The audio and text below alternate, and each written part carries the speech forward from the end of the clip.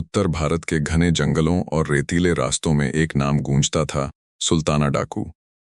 कहते हैं जब रात गहरी हो जाती थी और अमीर साहूकारों के घरों में दिए जलते थे, तभी दूर कहीं घोड़ों की टापों की आवाज सुनाई देती थी और लोग फुसफुसाकर कहते थे, सुल्ताना आ रहा है। सुल्ताना कोई साधारण डाकू नहीं था।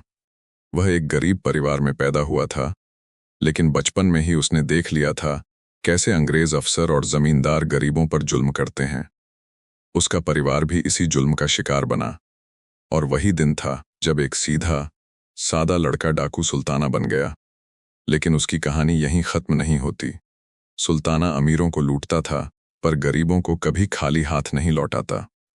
कहा जाता है वह लूट का बड़ा हिस्सा गांव के गरीबों में बांट देता था, बीमारों के इलाज में मदद करता और भूखों को खाना देता था। इसीलिए लोग उसे डरते भी थे और दिल से चाहते भी थे। अंग्रेज सरकार के लिए सुल्ताना एक सिरदर्द बन चुका था। उस पर इनाम रखा गया, सेनाएं भेजी गईं, लेकिन जंगल उसका घर थे और लोग उसकी ढाल।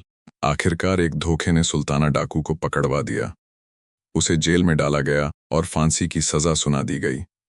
लेकिन कहते हैं फांसी के फंदे पर भी उसके चेहरे पर डर नहीं था, क्योंकि सुल्ताना जानता था जिसने गरीबों के लिए आवाज उठाई हो, वह मरकर भी जिंदा रहता है।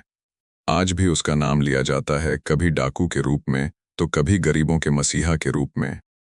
तो सवाल ये है, क्या सुल्ताना डाकू एक अपराधी था या एक विद्रोही नायक? जवाब शायद इतिहास नहीं आप देंगे,